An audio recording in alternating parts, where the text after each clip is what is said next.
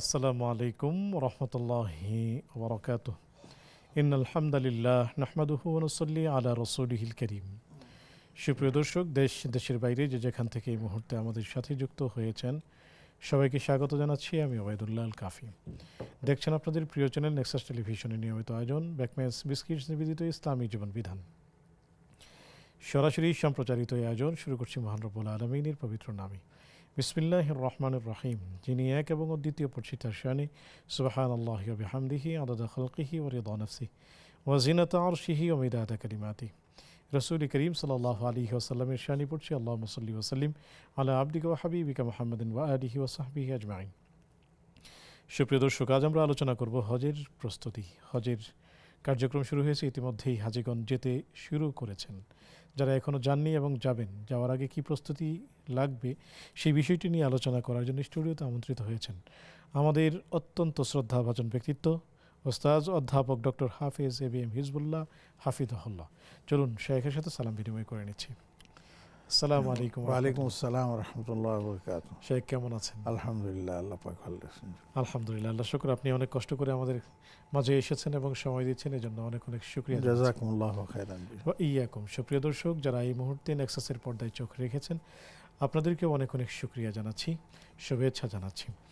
আমরা আলোচনায় চলে যাব। আলোচনায় যাওয়ার আগে জানিয়ে দিচ্ছি এই আয়োজনটি সরাসরি সম্প্রচারিত হচ্ছে এবং স্যাটেলাইট চ্যানেলের পাশাপাশি ইউটিউব এবং ফেসবুকে সরাসরি সম্প্রচারিত হচ্ছে। সেখানে মূল্যবান কমেন্টস করে আমাদের সাথেই থাকবেন। শেখ, যদি বলতেন হজের প্রস্তুতি। আলহামদুলিল্লাহ ওয়াসসালাতু ওয়াসসালামু আলা রাসূলিল্লাহ ওয়া আলা আলিহি ওয়া আসহাবিহি ওয়া মাওয়ালা। আলহামদুলিল্লাহ, ইতিমধ্যে গতকালকে থেকেই আমাদের দেশ থেকে হজের প্রথম ফ্লাইট রওনা হয়ে গেছে। তো হজ এটা ইসলামের পঞ্চ আরকানের একটি। ওয়া হাজ্জু বাইতিল্লাহিল হারাম মান ইসতাতা ইলাইহি সাবিলা, হাদিসের মধ্যে যেটা এসেছে, যাদের পক্ষে হজে যাওয়ার সামর্থ্য আছে তাদের জন্য হজ ফরজ। কোরআনে কারীমের মধ্যে সূরা হজ নামে একটা সূরাও আছে, সূরাতুল হজ। আবার সূরা আলে ইমরানেও আয়াত আছে, ওয়ালিল্লাহি আলান নাসি হিজ্জুল বাইতি মান ইসতাতা ইলাইহি সাবিলা। আল্লাহর সন্তুষ্টি অর্জনের উদ্দেশ্যে মানুষের জন্য বাইতুল্লাহ শরীফের হজ করা ফরজ। তো এই হজের ইতিহাস বহুত পুরনো ইতিহাস এবং শুরু হয়েছে বাহ্যত আমাদের আদি জাতির পিতা হযরত ইব্রাহিম আলাইহিস সালামের সময়কাল থেকে। তো হজের মূল কেন্দ্রবিন্দু হচ্ছে বাইতুল্লাহ শরীফ। তো বাইতুল্লাহ শরীফ হযরত ইব্রাহিম আলাইহিস সালামের সময় দৃশ্যমান ছিল না। বিভিন্ন কারণে সেটাকে গোপন রাখা হয়েছিল। আল্লাহ রাব্বুল আলামিনের কুদরত, নূহ আলাইহিস সালামের তুফানের সময় সেটা পানিতে ডুবে যায়, এরপরে বালুতে সেটা ঢেকে যায়। আল্লাহ রাব্বুল আলামিনের ইচ্ছা হলো যে হযরত ইব্রাহিমকে দিয়ে পুনর্নির্মাণ করবেন। তো হযরত ইব্রাহিম আলাইহিস সালাম কাজ শুরু করবেন, তো একজন তো সহযোগী দরকার। আমাদের সবার যেটা আমরা মনে করি, আর রাজমিস্ত্রি যখন কাজ করে তার সাথে একজন যোগালি লাগে। তখন সহকারী হিসাবে তিনি পেলেন তার সন্তান হযরত ইসমাঈল আলাইহিস সালাম। পিতা কাজ করতেছেন আর পুত্র যোগান দিচ্ছেন। এবং কিভাবে এই বাইতুল্লাহ শরীফের স্ট্রাকচার এসেছে সেটাও চমৎকার ঘটনা। যখন ইব্রাহিম আলাইহিস সালামকে নির্দেশ দেওয়া হলো যে বাইতুল্লাহ নির্মাণ করো, তখন তিনি কোথায় নির্মাণ করবেন সেটা প্রশ্ন। তখন তিনি মক্কা মুকাররমায় ছিলেন। ইব্রাহিম আলাইহিস সালাম তার মা হাজরা আলাইহিস সালামকে নিয়ে মক্কায় অবস্থান করছিলেন। শেখ, আমরা শুনবো গল্পটি। দুজন দর্শক আছে, আমরা নিচ্ছি। আসসালামু আলাইকুম ওয়া রাহমাতুল্লাহ। আসসালামু আলাইকুম। আল্লাহ ধন্যবাদ স্যার আপনাকে এবং ডক্টর হাফেজ এবিএম হিজবুল্লাহ স্যারকে আসলে নামটা বড় ভালো, কিন্তু অর্থ বুঝি না ভালো করে। এপিএম শব্দ অর্থ এবং হেজবুল্লাহ, যাই হোক, ভালো লাগে আপনার কথাবার্তাতে, ধন্যবাদ। প্রথম প্রশ্ন হচ্ছে, আমরা যখন বিভিন্ন চ্যানেলে অনুষ্ঠানের পর মোনাজাত ধরে, সাথে সাথে আমু মোনাজাত ধরি, তাদেরও চোখ দিয়ে পানি বের হয়, আমারও বের হয়।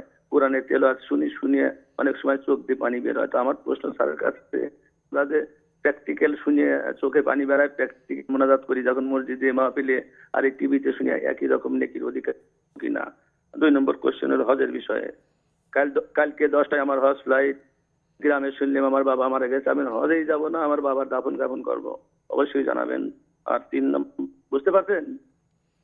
আর জি 3 নম্বর প্রশ্নটা হচ্ছে যে, হজে যারা যাবেন, শুনেছি যে ইব্রাহিম আলাইহিস সালাম যখন আজান দিয়েছিলেন, তখন যাদের রুহুর জগতে যাদের কাছে এই আজানটা পৌঁছাছিল, তারাই হজে যেতে পারবে। আসলে এই জিনিসটা সত্যি কিনা এবং ব্যাখ্যা দিবেন ডক্টর হেজবুল্লাহ সাহেব। আসসালামু আলাইকুম ওয়া রাহমাতুল্লাহ। ওয়ালাইকুম আসসালাম, ধন্যবাদ আপনাকে। আমাদের সাথে থাকুন, শায়েক উত্তর দিবেন ইনশাআল্লাহ তাআলা। আসসালামু আলাইকুম ওয়া রাহমাতুল্লাহ। ওয়ালাইকুম আসসালাম। জি, ওয়ালাইকুম আসসালাম। টেলিভিশনের আমার ভলিউমটা একটা কমিয়ে তারপর প্রশ্ন করুন। জি যে হচ্ছে, আমি তো অনেকের সবকিছু আছে খাইছি, মানে এখানে চুরি করে বা না, তা আমি এখন কি করব? আবারও বলুন। যে আমি অনেকের অনেক কিছু চুরি করছি, তাকে আমি চিনিও না, এবং অনেক অনেক কিছু না বলে আমি নিয়ে গেছি। এখন আমি কি বলবো? এখন কি করব? জি, আরো কোনো প্রশ্ন? যে আরেকটা প্রশ্ন ছিল, নামাজের মধ্যে অমনোযোগী হয়, মানে দুনিয়াবি চিন্তা আসে, তখন আমরা কি করব? আমার অনেক দুনিয়াবি চিন্তা আসে নামাজের মধ্যে।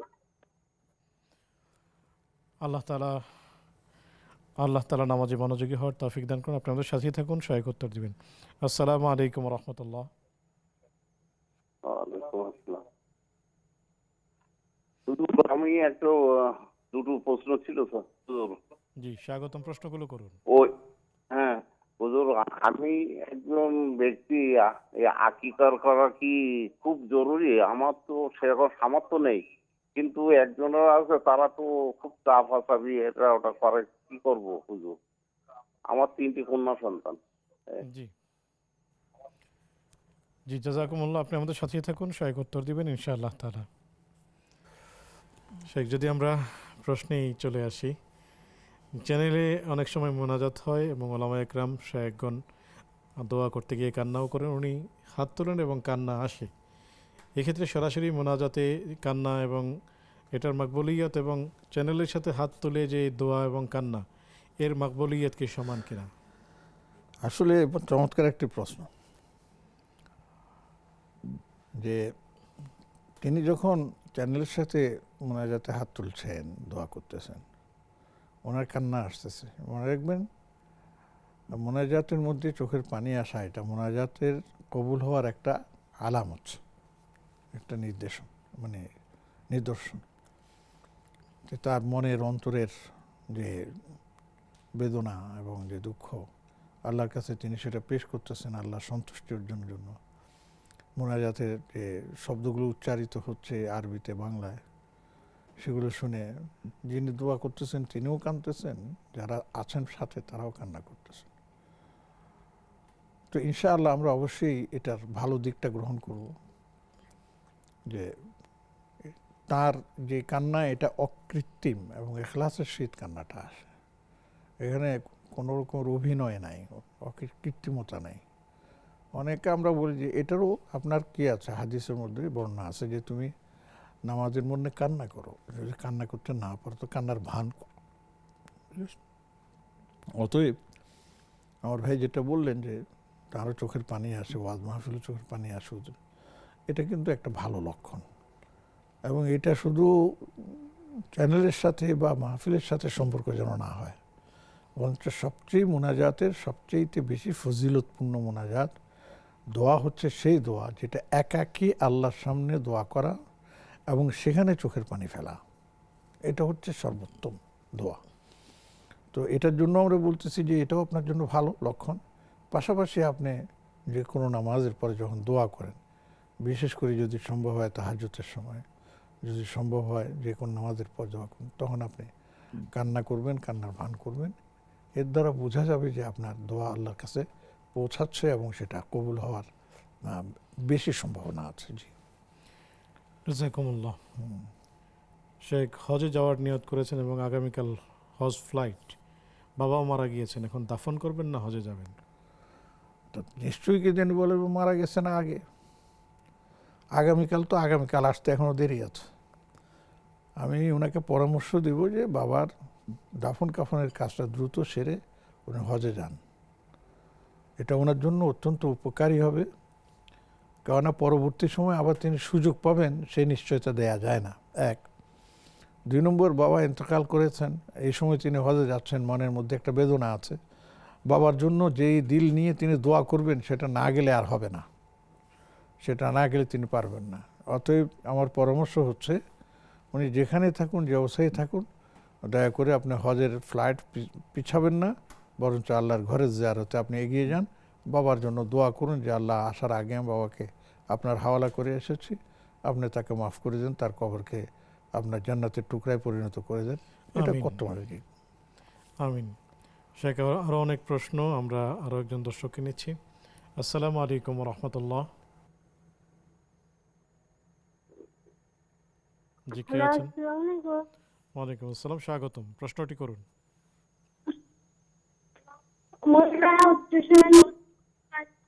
এটা আমার প্রশ্ন।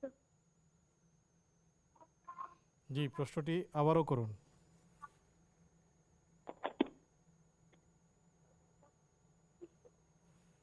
জি, প্রশ্নটি বলুন। মহিলারা উচ্চারণ করতে পারে কিনা? এটা আমার প্রশ্ন। আসলে অস্পষ্ট। জি, আসসালামু আলাইকুম রহমতুল্লাহ। জি, কে আছেন আমাদের সাথে? হ্যালো, আসসালামু আলাইকুম হুজুর। ওয়ালাইকুম আসসালাম, স্বাগতম। প্রশ্নটি করুন।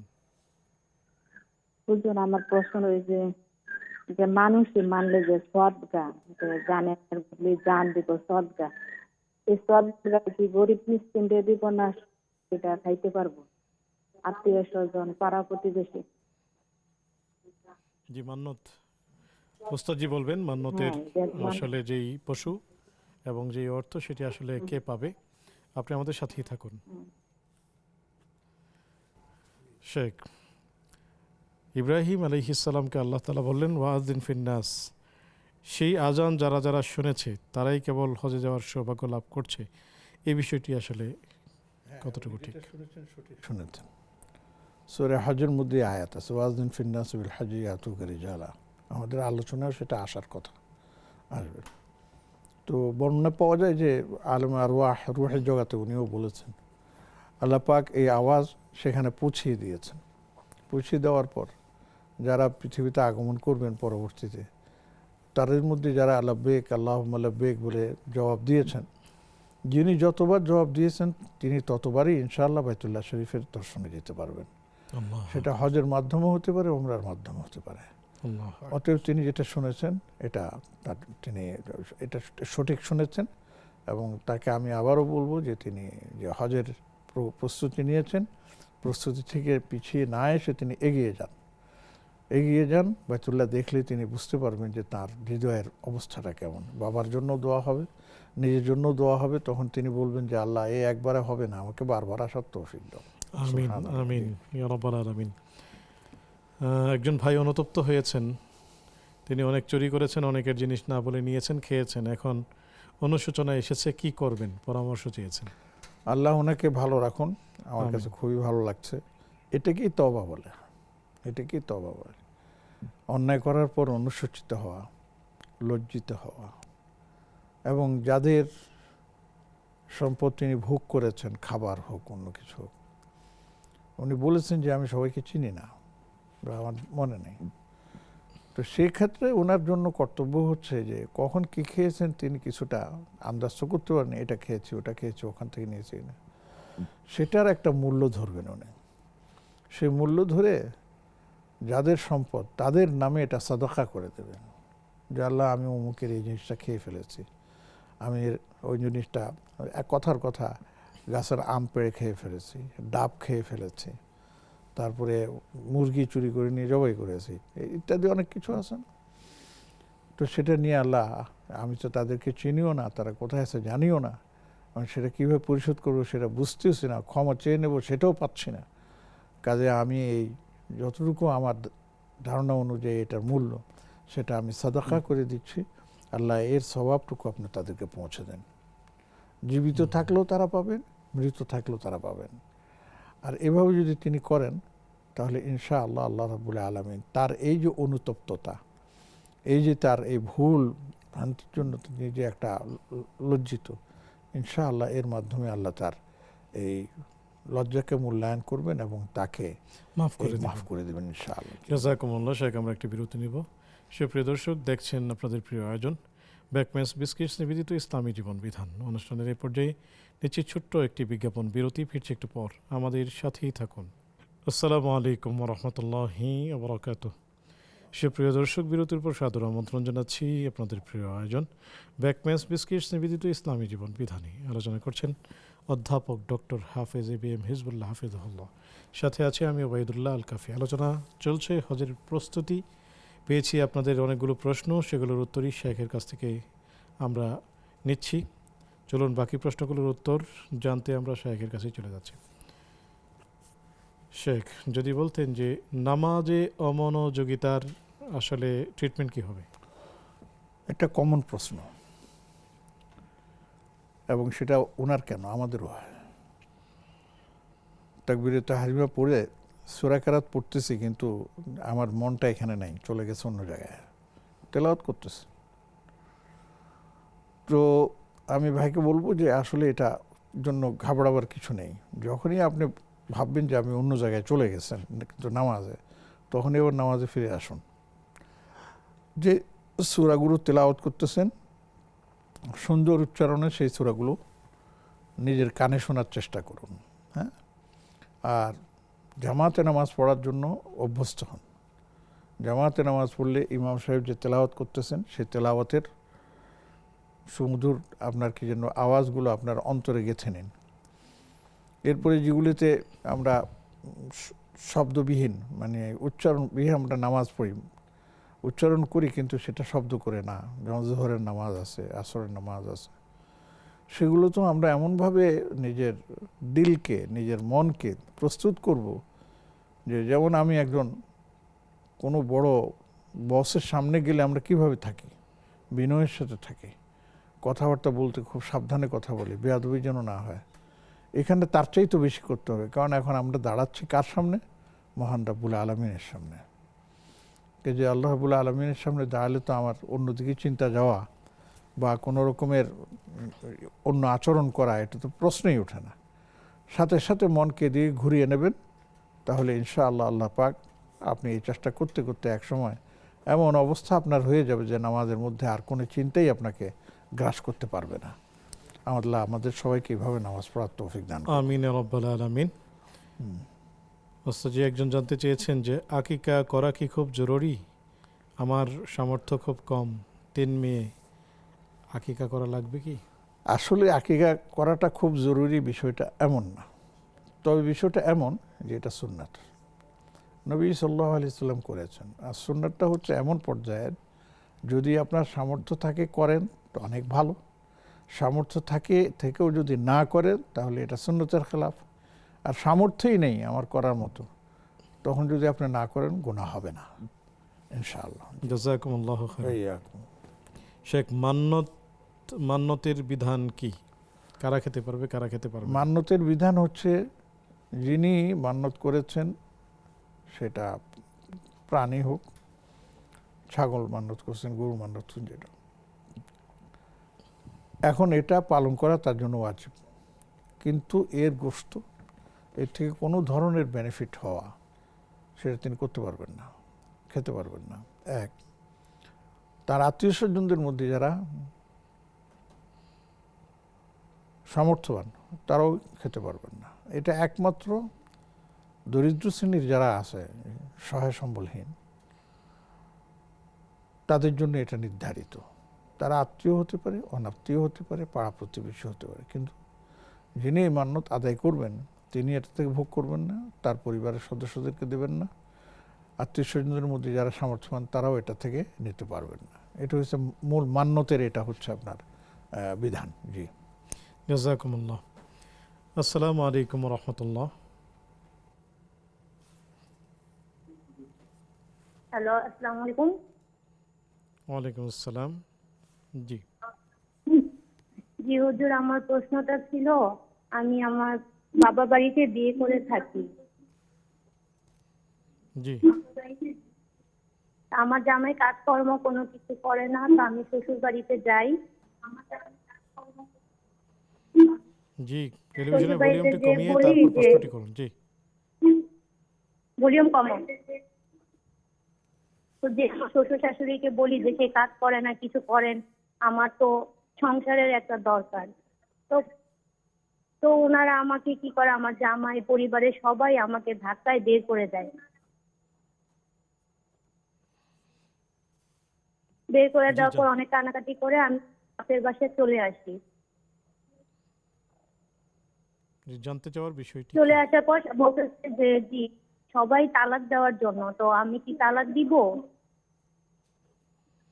আপনি আপনার বাড়িতেই থাকেন, মানে আপনার স্বামীকে নিয়ে আপনি আপনাদের বাড়িতেই আছেন, স্বামী কোনো না, কাজ আমার করছে না? স্বামী, না আমি একলা বাবার বাড়ি, আর আমার স্বামী তার নিজের বাড়িতে। তো আমি শ্বশুর বাড়িতে গেছিলাম বলার জন্য। এইভাবে কতদিন, আমার বিয়ে 4 বছর হয়েছে। জি, আমাদের সাথেই থাকুন, সহায়ক উত্তর দিবেন ইনশাআল্লাহ তাআলা। আসসালামু আলাইকুম রহমতুল্লাহ।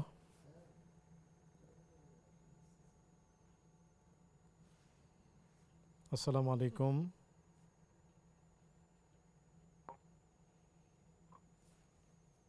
জি শেখ, আমরা যদি প্রশ্নে চলে যাই, মহিলারা উচ্চস্বরে নামাজ পড়তে পারবে কি? না, মহিলারা উচ্চস্বরে নিজেরা, তাদের জন্য উচ্চস্বরে নামাজ পড়ার কোনো বিধান নেই। মাগরিব, এশা, ফজর তারা নিজেরা নিম্নস্বরে তেলাওয়াত করবেন, নিম্নস্বরে নামাজ পড়বেন। তবে অনেকে বলছেন যে যদি মহিলারা জামাত করেন নিজেরা, যদিও সেটা মাকরুহ, তখন একজন ইমাম থাকে একটু উচ্চস্বরে পড়ে, সেটা করতে পারে। 2 3 নম্বর আরেকটা আছে মহিলাদের মধ্যে যারা হাফেজা, কোরআন কারীম হেফজ করেছে, অথবা হাফেজা নন, সূরা কেরাতগুলো আছে, তো ওনার নামাজের মধ্যে একটু উচ্চস্বরে নিজে কানে শোনা মতো অন্যদের জন্য, তাহলে সেটা করার অনুমতি আছে, যে কোরআনের হেফজটা যেন তাজা থাকে, ধরে রাখা যায়। আর এমনি স্বাভাবিকভাবে নর্মালি মেয়েদের জন্য জোরে উচ্চস্বরে নামাজ একটা রাত পড়ার বিধান নেই। জাযাকুমুল্লাহু খায়রান।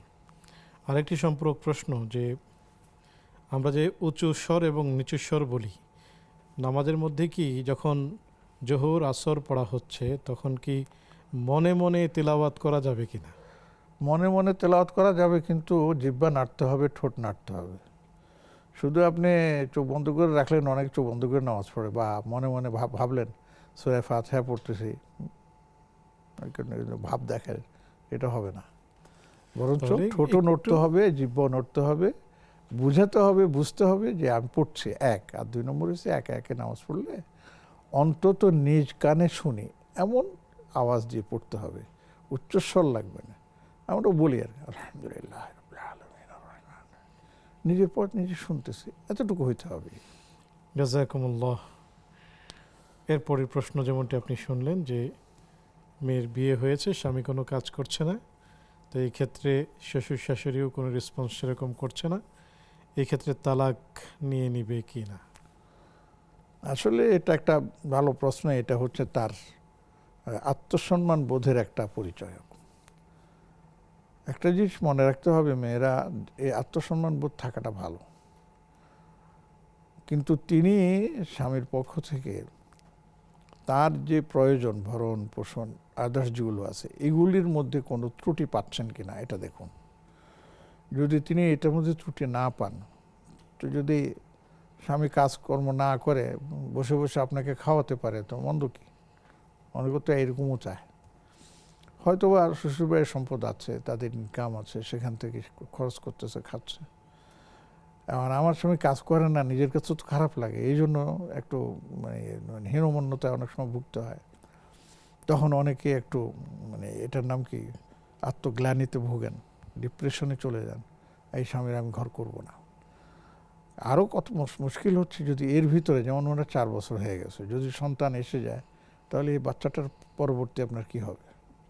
2 3 নম্বর হচ্ছে যে স্বামী কাজকর্ম করে না, ঠিক আছে, কিন্তু আপনাকেও তো কি জানি বলে ইয়ে করতেছেন না, এটা নাকি আপনাকে তো গুরুত্বহীন মনে করতেছেন, আপনার প্রয়োজন তো মিটিয়ে দিচ্ছেন, আপনার যখন যা প্রয়োজন সেটা আপনি পেয়ে যাচ্ছেন। তো শুধু এই আত্মগ্লানের কারণে বা এর কারণে স্বামীকে আপনি তালাক দিয়ে আলাদা হয়ে যাবেন, এটা বলতে যত সহজ, পরবর্তী অংশটা বড় কঠিন, বড় কঠিন।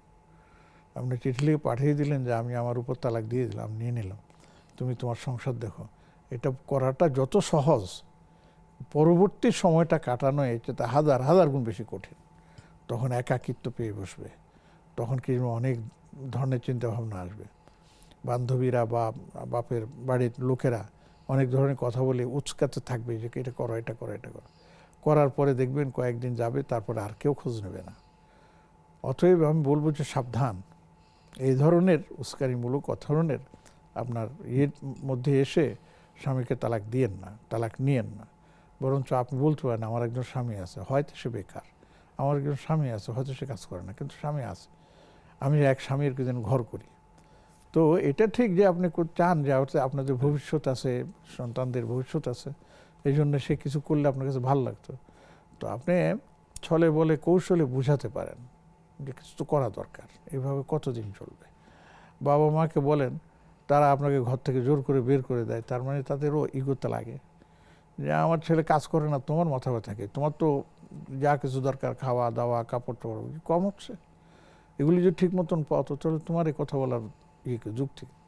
আর মা বাবা বুঝলাম যে ওই ধরনের যে ছেলের উপর প্রেশার দিতে চান না, বরঞ্চ ওনারাও চিন্তা করছেন যে মেয়েটা চিন্তা করতেছে তার স্বামীর ব্যাপারে, এই জন্য তাকে তো ধন্যবাদ দেওয়া দরকার যে তার স্বামীকে নিয়ে ভাবতেছে, সেটা না করে উল্টা ঘর থেকে বের করে দেয়, এটা তো অনুচিত, এটা অনুচিত, অসামাজিক কাজ।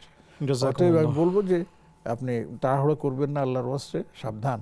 তালাক দেওয়া সহজ, কিন্তু তালাকের উপরে থাকাটা খুব কঠিন। জাযাকুমুল্লাহ, আল্লাহ তাআলা সবাইকে বুঝার তৌফিক দান করুন। আসসালামু আলাইকুম ওয়া রাহমাতুল্লাহ। ওয়ালাইকুম আসসালাম। আসসালামু আলাইকুম। জি হুজুর, আমি জানতে চাচ্ছিলাম যে আমরা যে কুরবানি করি 7 ভাগে একটা গরু, তাহলে একটা গরু দিয়ে 3 জনের আকিকা একসাথে ওইভাবে ভাগ করে করা যাবে কি? 3 জন কি ছেলে? আমাকে বললে। 3 জন কি ছেলে? ছেলে মেয়ে উভয়, দুইজন ছেলে একজন মেয়ে। জি, আমাদের সাথেই থাকুন, সহায়ক উত্তর দিবেন ইনশাআল্লাহ তাআলা। সুপ্রিয় দর্শক, দেখছেন আপনাদের প্রিয় আয়োজন ব্যাকম্যাচ বিস্কিটস নিবেদিত ইসলামী জীবন বিধান অনুষ্ঠানের এই পর্যায়ে নিচ্ছি আরও একটি ছোট্ট বিজ্ঞাপন বিরতি, ফিরছি একটু পর, আমাদের সাথেই থাকুন। আসসালামু আলাইকুম রহমতুল্লাহি ওয়া বারাকাতুহু। সুপ্রিয় দর্শক, বিরতির পর সাদর আমন্ত্রণ জানাচ্ছি আপনাদের প্রিয় আয়োজন ব্যাকম্যাচ বিস্কিটস নিবেদিত ইসলামী জীবন বিধানে। সুপ্রিয় দর্শক, অনেকগুলো প্রশ্ন পেয়েছি, উত্তর জানতে আমরা সরাসরি শেখের কাছেই চলে যাচ্ছি। শেখ, কুরবানি একটি গরুতে 7 জনের একটি শেয়ার হতে পারে, সেক্ষেত্রে ওনার 2 ছেলে এবং 1 মেয়ে, 3 জনের জন্য একটি গরু আকিকা করতে পারবেন কি না? উনি একটা জিনিস খেয়াল করছেন যে ওনার গরুতে দিবেন 3 ভাগ আছে, আর এখনও 4 ভাগ বাকি আছে, নাকি 4 ভাগ আছে 3 ভাগ, যাই হোক। হ্যাঁ, কোরবানির সাথে উনি আকিকা দিতে পারবেন, যেমন 2 ছেলে 1 মেয়ে আছে, তার মানে ওনার এখানে 5 শরিক লাগবে। 5 শরিক, ছেলেদের জন্য 2, মেয়ের জন্য 1, তাহলে 5, আর বাকি 2 থাকবে, সেটা তারা কোরবানি হিসাবে আপনার জবাই করতে পারবেন। এখানে অনেকে প্রশ্ন তোলেন যে কোরবানি মানে কোরবানি, আকিকা মানে আকিকা, কোরবানির সাথে আকিকা দেওয়া যায় না, এটা ওনাদের একটা মত, কিন্তু আমাদের মত হচ্ছে দেওয়া যাবে, দুটোতেই আপনার সুযোগ আছে। জি, শুকরিয়া, জাযাকুমুল্লাহ। শেখ, আমি যদি একটু জানতে চাই যে হজে যারা যাবেন, তো মূলত হজে প্রথম দিন কাজটা কি হবে? এখান থেকে যখন বিমানে চড়বেন, বিমানে চড়ার আগ মুহূর্তে তাদের মূলত কি কাজ থাকবে? কাজ তো হচ্ছে যে যদি 2টো জিনিস, একটা হচ্ছে ওনার ফ্লাইট কি জেদ্দা হয়ে মক্কা, নাকি ওনার ফ্লাইট প্রথমে চলে যাবে মাদিনা বা অন্যান্য এয়ারপোর্ট আছে। যদি ওনার প্রথম যাত্রাটা মক্কা কেন্দ্রিক হয়, মক্কা মুকাররমায় যাবেন, উমরা করবেন, তারপরে অন্যদিন, তাহলে তাকে মিকাত পার হওয়ার আগেই আপনাকে এহরাম বেঁধে নিতে হবে, এহরামের জন্য নিয়ত করে ফেলতে হবে। তো আমরা এই ক্ষেত্রে কথার কথা যে আমরা যাচ্ছি এখন, আগে মক্কা মুকাররমায় যাব, তো এই জন্য আমাকে প্রথমে যেতে হবে জেদ্দা। তো জেদ্দার আগেই আপনার হচ্ছে ইয়ালামলাম আপনার মিকাত। তো সেটা প্লেনে যাচ্ছে, তো প্লেন তো উপর দিয়ে যাচ্ছে, নিচে হচ্ছে আপনার মিকাত। তো সেক্ষেত্রে আমরা পরামর্শ দিয়ে থাকি। অনেকে বলে যে বাসা থেকে এহরাম বেঁধে যেতে, আপনি না, বাসা থেকে বাঁধবেন না। বাসা থেকে আপনি নামাজ আদায় করতে পারেন, অসুবিধা নেই, এহরামের কাপড়টা পরতে পারেন, তাতেও সমস্যা নেই, কিন্তু নিয়ত করবেন না। কেননা অনেক সময় দেখা গেছে আমিও ধরনের মানে ইয়েতে পড়ছি, ফ্যাকরায় পড়েছি, সব কিছু করে গেছি, এয়ারপোর্টে গিয়ে শুনে যে ফ্লাইট লেট। তো এত সময় আমি কীভাবে এহরামের কাপড় পরে থাকবো? তো আমাদের পরামর্শ হচ্ছে যে আপনি ড্রেসে যান, নর্মাল ড্রেসে যান। এয়ারপোর্টে গিয়ে ইমিগ্রেশন যখন আপনি পার করবেন, পার করে এখন শুধু আপনার আর প্লেনের সময়ের মধ্যে বাকি, তো সেখানে এয়ারপোর্টে আমার জানা মতে ছেলেদের জন্য আলাদা নামাজের ব্যবস্থা আছে, আলাদা ওয়াশরুমের ব্যবস্থা আছে, মেয়েদের জন্য আলাদা ওয়াশরুমের ব্যবস্থা আছে, নামাজের ব্যবস্থা আছে।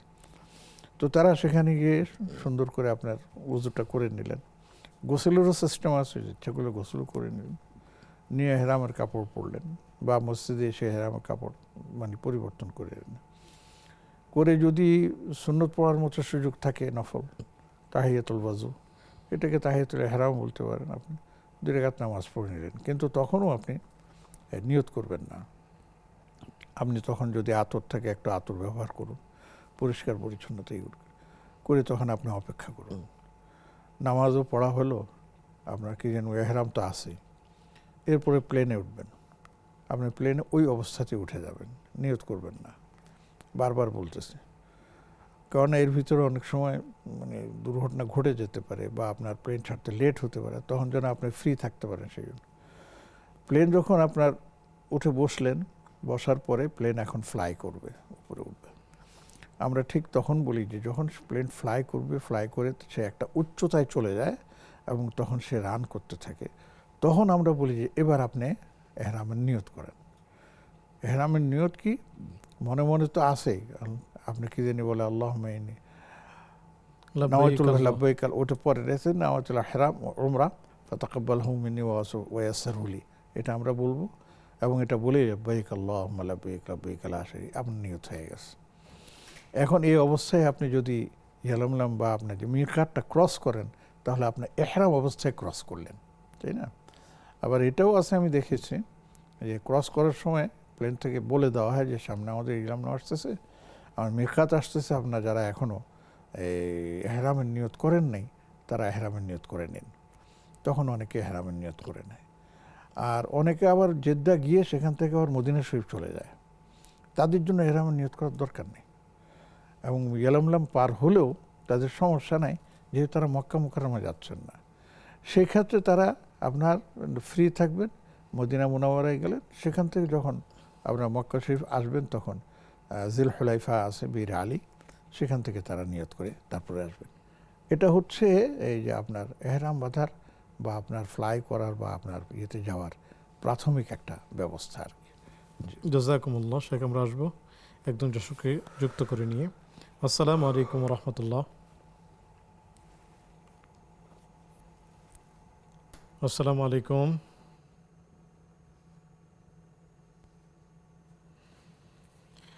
উস্তাজ জি, আসসালামু আলাইকুম।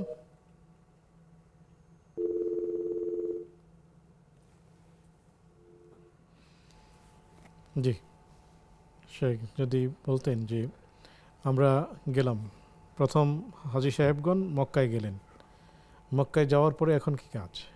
মক্কায় যাওয়ার পর প্রথম কাজ যেটা, তাড়াহুড়া করবেন না। বাইতুল্লাহ শরীফে যাবেন, আপনার তওয়াফ করতে হবে।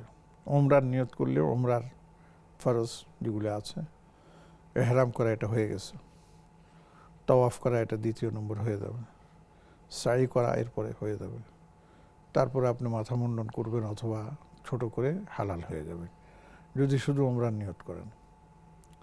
হজ 3 প্রকার, একটা হচ্ছে তামাত্তু, এটা হচ্ছে তামাত্তু। আর কিরান মানে এক হজেই তামাত্তু, ওমরারও এবং হজের নিয়ত করা, এটা কঠিন একটু। এটা যারা একবার কাছাকাছি সময় যায় তাদের জন্য এটা সুবিধা। আর ইফরাদ এটা আরও কঠিন, ওটার জন্য আপনার ওমরার দরকার হয় না, কিন্তু অনেকের অনেক দিন পর্যন্ত আপনার এহরামের অবস্থা থাকা লাগে। আফটার অল মক্কা মুকাররমে যাওয়ার পর তিনি প্রথমে তার জন্য যে বাসস্থান আছে সে বাসস্থানে গিয়ে যাবেন।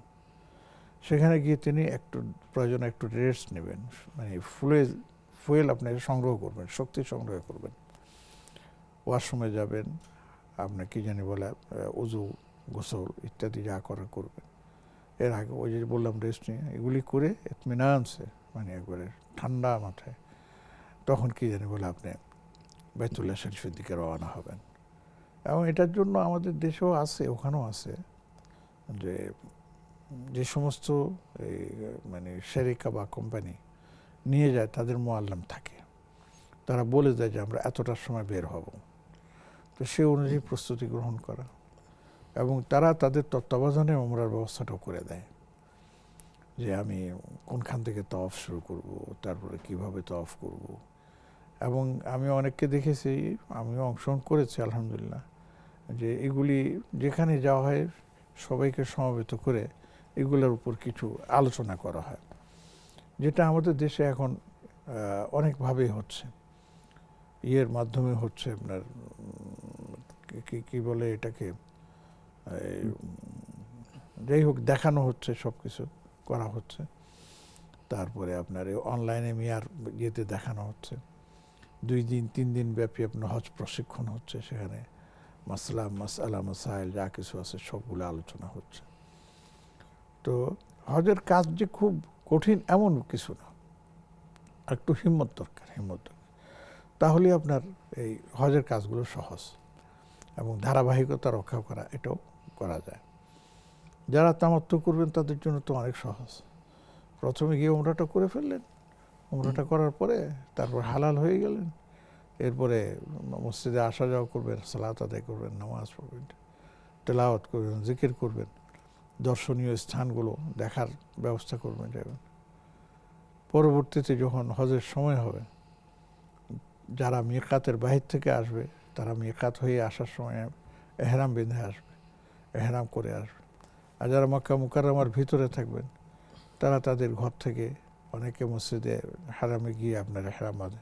এখন সেই সুযোগটা কম, তো সেভাবে বের হয়ে দলে দলে আপনার দেখবেন যে গাড়িতে, বাসে, হেঁটে সবাইকে যেন বলে আপনার মিনার উদ্দেশ্যে রওনা হয়ে যাচ্ছেন।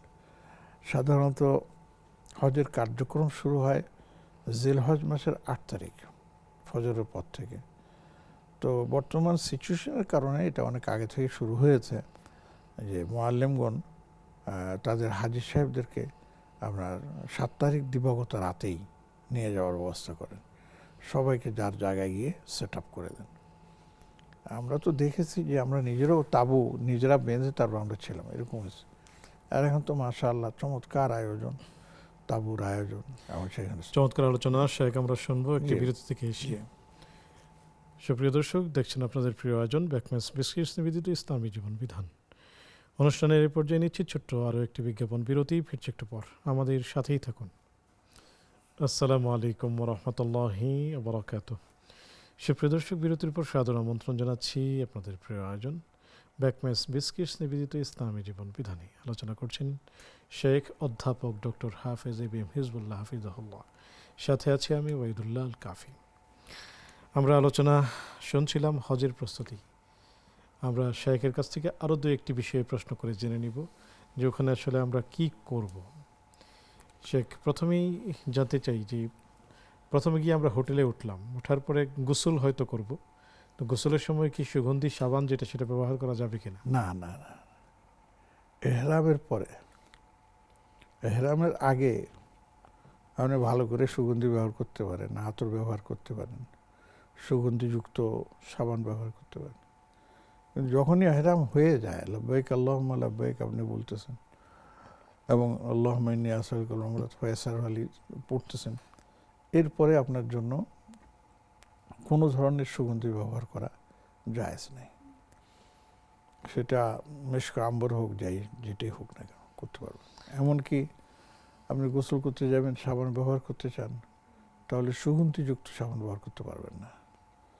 ওটা ব্যবহার করলে আপনাকে হালকা পাতলা কিছু দম দিতে দম মানে কাফারা আদায় দিতে হবে। অনেকের মাথায় হাত দিলেই চুল পড়ে, সেই ক্ষেত্রে মাথার যদি চুলকায় এবং চুল পড়ে যায়, সেক্ষেত্রে কি দম দিতে হবে?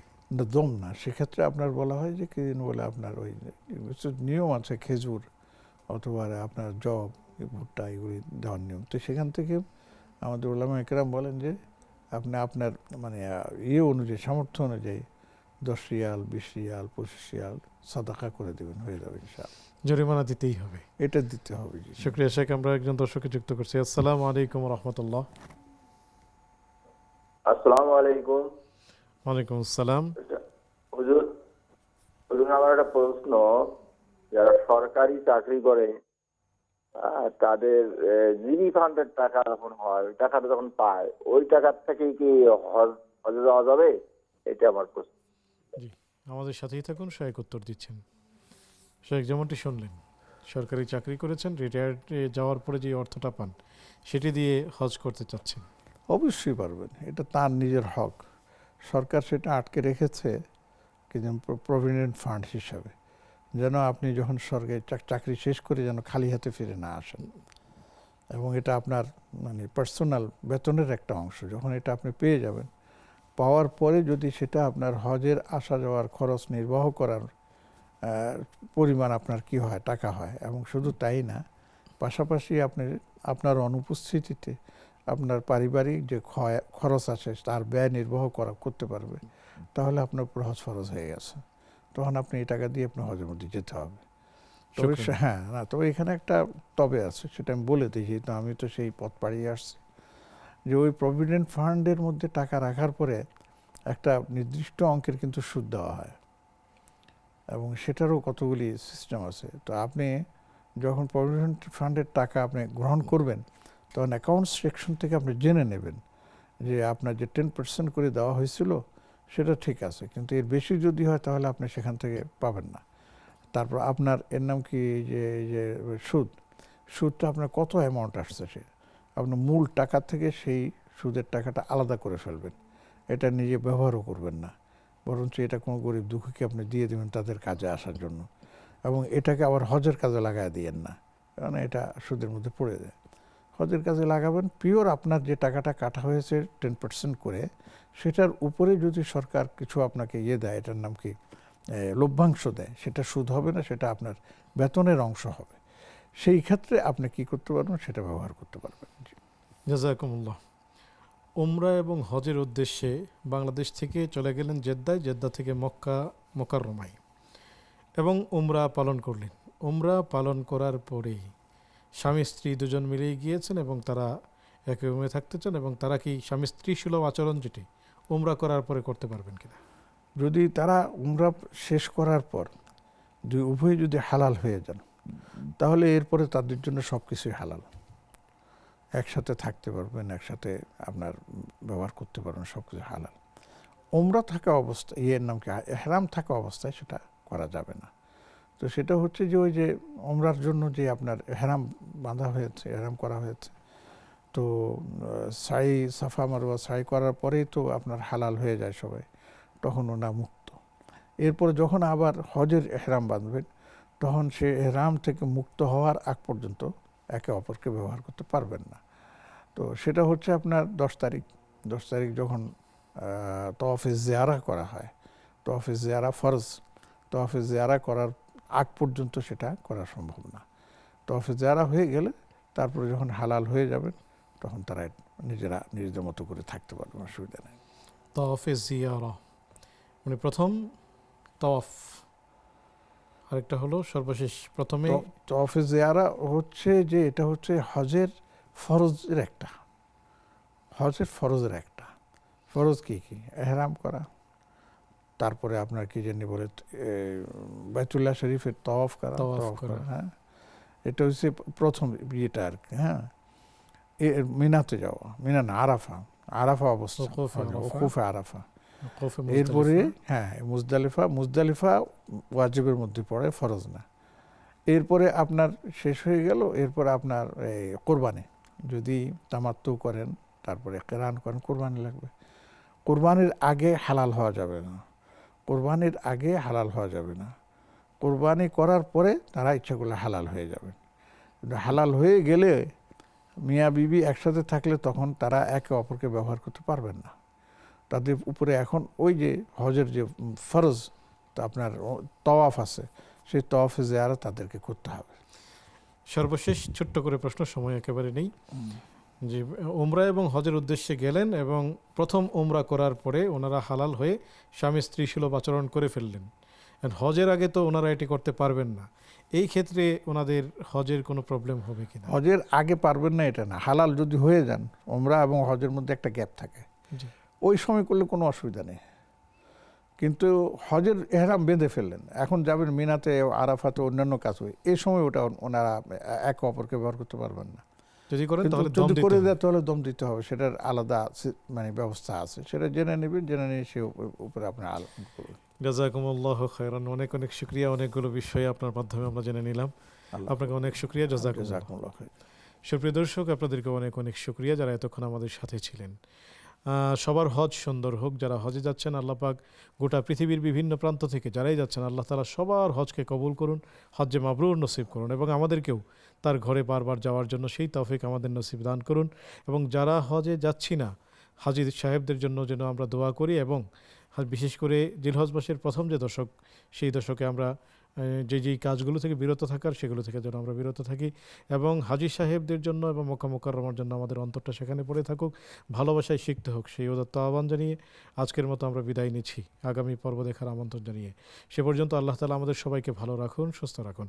আসসালামু আলাইকুম রহমতুল্লাহি ওয়া বারাকাতুহু।